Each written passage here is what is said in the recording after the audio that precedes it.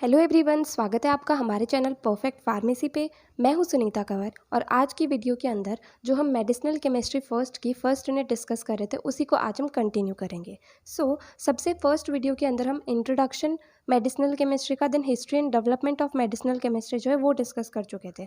आज की वीडियो के अंदर हम डिस्कस करेंगे physico chemical properties in relation to biological action. मतलब जो फिजिको केमिकल प्रॉपर्टीज़ होती हैं उनका जो बायोलॉजिकल एक्शन होता है उससे क्या रिलेशन होता है। जैसे कोई भी ड्रग है वो हम क्यों लेते हैं, जिससे कि वो कुछ फाइनल जो है बायोलॉजिकल एक्शन प्रोड्यूस करे हमारी बॉडी के अंदर। तो फिजिको केमिकल प्रॉपर्टीज़ जो है उनका बायोलॉजिकल एक्शन से क्या रिलेशन होता है, ये चीज़ हम लोग जानेंगे। ठीक है, तो हमें यहाँ पर 8 फिजिको केमिकल प्रॉपर्टीज़ जो है वो डिस्कस करनी है, जिसके अंदर फर्स्ट है हमारे पास आयनाइजेशन, सेकंड है सॉलिबिलिटी, थर्ड है पार्टीशन कोफिशिएंट, फोर्थ है हाइड्रोजन बॉन्डिंग, फिफ्थ है प्रोटीन बाइंडिंग, सिक्स्थ है किलेशन, सेवेंथ है बायो आइसोस्टेरिज्म एंड एट्थ है ऑप्टिकल एंड ज्योमेट्रिकल आइसोमेरिज्म। इन सब में से कुछ प्रॉपर्टीज़ जो है वो हम ऑलरेडी पहले भी पढ़ चुके हैं। मतलब जैसे आयनाइजेशन के बारे में हम जानते हैं थोड़ा बहुत, सॉलिबिलिटी के बारे में कंप्लीट एक यूनिट थी हमारे पास, देन पार्टीशन कोफिशिएंट के बारे में भी हमने थोड़ा बहुत पढ़ा हुआ है, बट कुछ टर्म्स जो है वो यहाँ पर बिल्कुल नहीं है। जैसे बायो आइसोस्टेरिज्म, इस वर्ड के बारे में हमने आज से पहले कभी सुना भी नहीं है, तो ये वाला जो टर्म है ये हमारे पास यहाँ पर नया है। एंड साथ ही साथ एग्जाम के अंदर भी 5 मार्क्स के अंदर इस टर्म से बहुत बार क्वेश्चन पूछा जाता है, तो इसलिए इसको समझना सबसे ज़्यादा इंपॉर्टेंट है। नाउ हम वन बाय वन करके ये सारी की सारी प्रॉपर्टीज़ को डिस्कस करेंगे कि ये प्रॉपर्टी जो है उसका मतलब क्या है, देन उसके बाद में उसका बायोलॉजिकल एक्शन से क्या रिलेशन है, ये सारी चीज़ें जो है वो हम जानेंगे। सबसे फर्स्ट प्रॉपर्टी हमारे पास आती है आयनाइजेशन। आयनाइजेशन का सिंपली ये मतलब होता है कि कोई भी एक एटम या मॉलिक्यूल है उसे आयन के अंदर हम कन्वर्ट कर देते हैं, तो उस प्रोसेस को जो है आयनाइजेशन कहा जाता है। अब आयन का मतलब ये हो गया कि कोई जो एक एटम या मॉलिक्यूल है उसके ऊपर पॉजिटिव या फिर नेगेटिव चार्ज आ जाता है, तो उसे आयन कहा जाता है। अब ये पॉजिटिव या नेगेटिव चार्ज या तो इलेक्ट्रॉन को रिलीज करके आएगा या फिर इलेक्ट्रॉन को गेन करके आएगा। ठीक है, जैसे कि एग्जांपल यहाँ पर दिया हुआ है H2O जो है, इसके ऊपर अगर हम देखें तो ओवरऑल कोई चार्ज नहीं है, तो ये नॉन आयनिक फॉर्म है एंड ये अनआयनाइज्ड फॉर्म है। लेकिन इससे जब आयंस का फॉर्मेशन होता है तो H plus and OH minus के अंदर ये टूट जाता है। अब इसके ऊपर प्लस चार्ज आ गया ना, इसके ऊपर माइनस चार्ज आ गया, तो ये जो है ये आयनाइज्ड फॉर्म हो गई एंड इन्हें जो है हम आयनिक कहेंगे। ठीक है, अगर कोई भी जो एटम है वो इलेक्ट्रॉन को रिलीज करता है तो उससे उसके ऊपर जो पॉजिटिव चार्ज आ जाता है, एंड अगर कोई भी जो एटम या मॉलिक्यूल है वो इलेक्ट्रॉन को गेन करता है या फिर एक्सेप्ट करता है तो उसकी वजह से उसके ऊपर माइनस चार्ज मतलब नेगेटिव चार्ज जो है वो आ जाता है। अब जो अनआयनाइज्ड फॉर्म होती है ड्रग की वो लाइपोफिलिक नेचर की होती है, मतलब वो लिपिड में इजीली सॉल्युबल होती है। एंड जो आयनाइज्ड फॉर्म होती है ड्रग की वो हाइड्रोफिलिक नेचर होती है, मतलब वो इजीली वाटर के अंदर जो है सॉल्युबल होती है।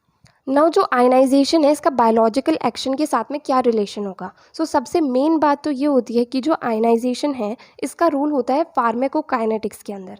फार्माकोकाइनेटिक्स का ये मतलब होता है कि हमारी बॉडी जो है वो ड्रग के अगेंस्ट में क्या करती है। मतलब ड्रग हमारी बॉडी के अंदर आती है तो उसके बाद बॉडी जो है वो उस ड्रग के साथ क्या क्या करती है, वो चीज़ जो है फार्माकोकाइनेटिक्स के अंदर आता है। अब इसके अंदर 4 टर्म्स हमारे पास आती है। पहला आता है एब्जॉर्प्शन, जो बॉडी है हमारी वो ड्रग को एब्जॉर्ब करती है। उसके बाद में आता है डिस्ट्रीब्यूशन, हमारी बॉडी के अंदर वो ड्रग जो है वो डिस्ट्रीब्यूट हो जाती है अलग अलग जगह पर। देन उसके बाद में आता है मेटाबॉलिज्म, मतलब जो ड्रग है वो हमारी बॉडी के द्वारा मेटाबोलाइज होती है। एंड लास्ट आता है एलिमिनेशन और एक्सक्रीशन, मतलब हमारी बॉडी जो उस ड्रग को बॉडी के बाहर निकाल देती है। ठीक है, तो इस तरीके से जो आयनाइजेशन है इसका सबसे इंपॉर्टेंट रोल होता है फार्माकोकाइनेटिक्स के अंदर। तो इसका क्या रोल होता है, आयनाइजेशन से हमें ये पता चलता है कि ड्रग जो है वो किस जगह पर एब्जॉर्ब हो सकती है, किस जगह पर नहीं हो सकती, क्योंकि लाइपोफिलिक नेचर की जो ड्रग होती है वो ईजिली क्या करती है, मेम्ब्रेन्स को क्रॉस कर सकती है। एंड जो हाइड्रोफिलिक नेचर की ड्रग होती है वो क्या करती है, वो रिसेप्टर से जाकर के बाइंड करती है। तो इस तरीके से अलग अलग जगह पर जो नेचर होता है ड्रग का वो चेंज होता रहता है, जिसकी वजह से फाइनली जो है ड्रग अपनी फाइनल साइट तक पहुंच सके। जैसे ड्रग जब हमारी बॉडी के अंदर एंटर करती है तो वो अनआयनाइज्ड फॉर्म में होनी चाहिए। देन उसके बाद में जब उसका एब्जॉर्प्शन होता है एंड वो ब्लड में पहुंच जाती है तो उस टाइम जो है वो आयनाइज्ड फॉर्म में होनी चाहिए, मतलब हाइड्रोफिलिक नेचर की होनी चाहिए।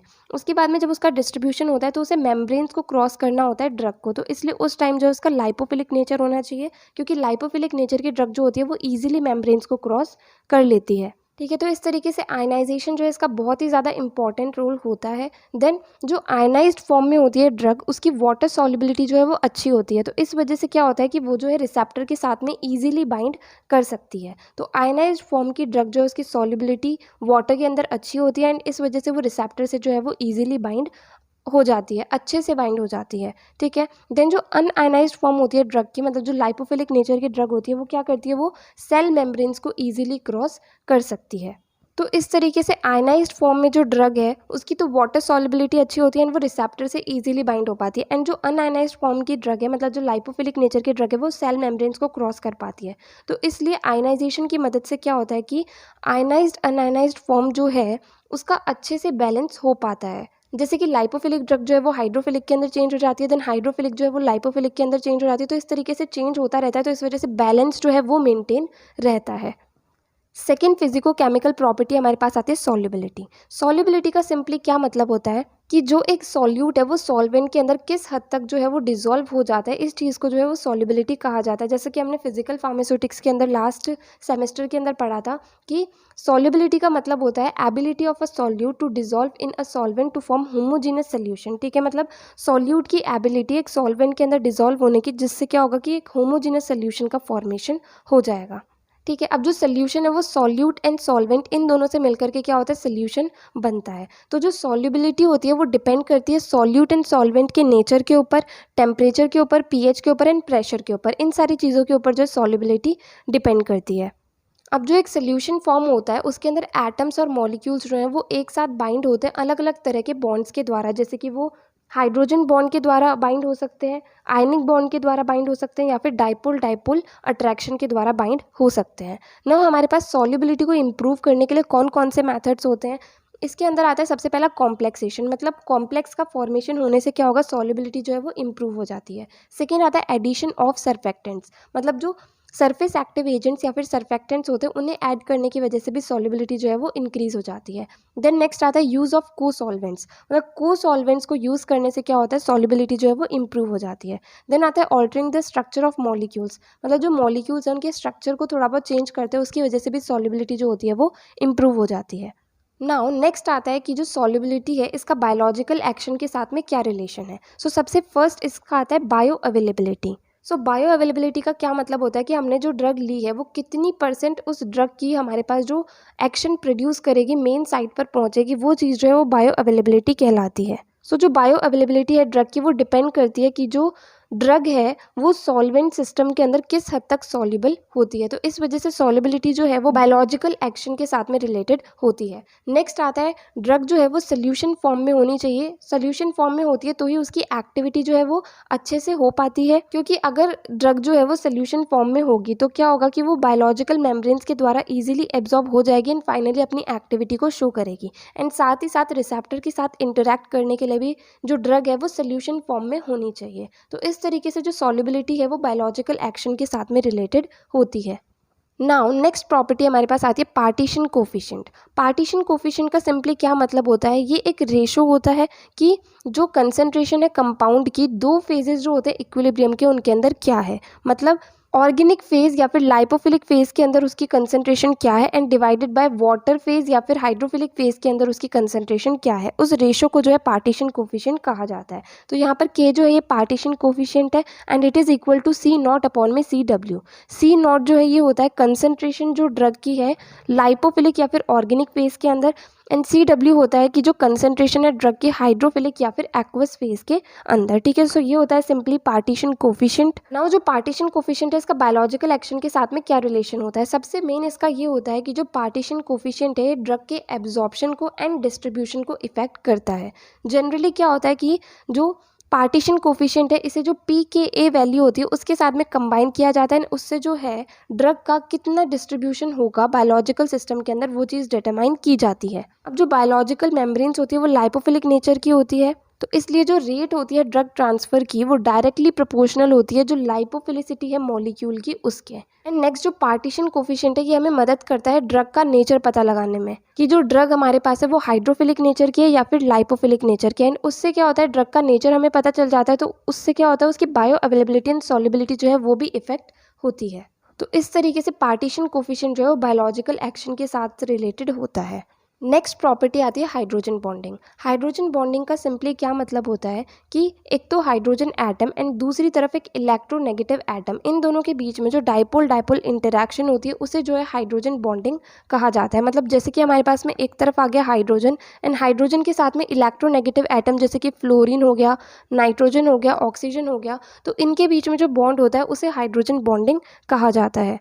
अब जो ये हाइड्रोजन बॉन्डिंग होती है टू टाइप्स की होती है, एक होती है इंटरमॉलिक्यूलर हाइड्रोजन बॉन्डिंग एंड दूसरी होती है इंट्रामॉलिक्यूलर हाइड्रोजन बॉन्डिंग। अब इसके अगर हम नाम से समझें, इंटरमॉलिक्यूलर का मतलब है दो मॉलिक्यूल्स के बीच में, एंड इंट्रामॉलिक्यूलर का मतलब है कि एक ही मॉलिक्यूल के अंदर। ठीक है, सो इंटरमॉलिक्यूलर हाइड्रोजन बॉन्डिंग का क्या मतलब होता है कि दो मॉलिक्यूल्स के बीच में जो है ये हाइड्रोजन बॉन्डिंग होती है। जैसे कि एग्जांपल है, वाटर के अंदर इंटरमॉलिक्यूलर हाइड्रोजन बॉन्डिंग प्रेजेंट होती है, अमोनिया के अंदर भी इंटरमॉलिक्यूलर हाइड्रोजन बॉन्डिंग जो है वो प्रेजेंट होती है। नेक्स्ट आता है इंट्रामॉलिक्यूलर हाइड्रोजन बॉन्डिंग। सो इसका मतलब क्या होता है कि कोई एक मॉलिक्यूल है, उसी के हाइड्रोजन एंड एक इलेक्ट्रोनेगेटिव एटम के बीच में जो है बॉन्डिंग हो रही है, उसे जो है इंट्रामॉलिक्यूलर हाइड्रोजन बॉन्डिंग कहा जाता है। जैसे कि हमारे पास एग्जाम्पल है सैलिसाइलिक एसिड। इसके अंदर क्या होता है कि मॉलिक्यूल के अंदर ही जो हाइड्रोजन बॉन्डिंग है वो हो रही होती है। नाउ जो हाइड्रोजन बॉन्डिंग है इसका बायोलॉजिकल एक्शन के साथ में क्या रिलेशन होता है, तो बहुत सारी फिजिकल प्रॉपर्टीज जो होती हैं वो हाइड्रोजन बॉन्डिंग के द्वारा इफेक्ट होती है। जैसे कि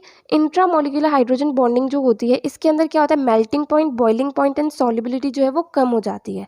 एंड जो इंटरमॉलिक्यूलर हाइड्रोजन बॉन्डिंग होती है, मतलब दो मॉलिक्यूल्स के बीच में जो होती है, इसके अंदर melting point, boiling point and solubility जो है वो इंक्रीज हो जाती है। नाउ जो हाइड्रोजन बॉन्डिंग है इसकी वजह से वाटर सॉल्युबिलिटी जो है वो इंक्रीज हो जाती है, मतलब हाइड्रोफिलिक नेचर जो है वो बढ़ जाता है ड्रग का। नेक्स्ट आता है जो हाइड्रोजन बॉन्डिंग होती है, ये केमिस्ट्री जो होती है जेनेटिक कोड की, इसके अंदर बहुत ज़्यादा इंपॉर्टेंस इसकी होती है। मतलब जेनेटिक कोड जो होते हैं उनकी जो केमिस्ट्री है उसके अंदर हाइड्रोजन बॉन्डिंग का बहुत ज़्यादा इंपॉर्टेंट रोल रहता है। देन ड्रग रिसेप्टर इंटरेक्शन जो होता है उसके अंदर भी हाइड्रोजन बॉन्डिंग का इंपॉर्टेंस होता है। मतलब एक ड्रग जो है वो रिसेप्टर से बाइंड हो रही है तो उस इंटरेक्शन के अंदर हाइड्रोजन बॉन्डिंग का रोल होता है। एंड जब ड्रग रिसेप्टर से बाइंड करती है तो उसके बाद ही उसका जो थेरापेटिक इफेक्ट या फिर जो उसकी बायोलॉजिकल एक्टिविटी है वो शो होती है। तो इस तरीके से जो हाइड्रोजन बॉन्डिंग है वो बायोलॉजिकल एक्टिविटी को भी इफेक्ट करता है। सो आज की वीडियो के अंदर हमने स्टार्टिंग की 4 प्रॉपर्टीज़ जो हैं वो डिस्कस कर ली हैं। बाकी की प्रॉपर्टीज़ जो है वो हम नेक्स्ट वीडियो के अंदर डिस्कस करेंगे। अगर आपको इस वीडियो के अंदर कोई भी डाउट आया तो आप कमेंट सेक्शन में पूछ सकते हैं, और अगर आपको ये वीडियो हेल्पफुल लगी हो तो प्लीज़ आप इस वीडियो को लाइक करना, ज़्यादा से ज़्यादा लोगों को शेयर करना और चैनल को सब्सक्राइब करना। थैंक यू सो मच इस वीडियो को एंड तक देखने के लिए एंड चैनल को सपोर्ट करने के लिए।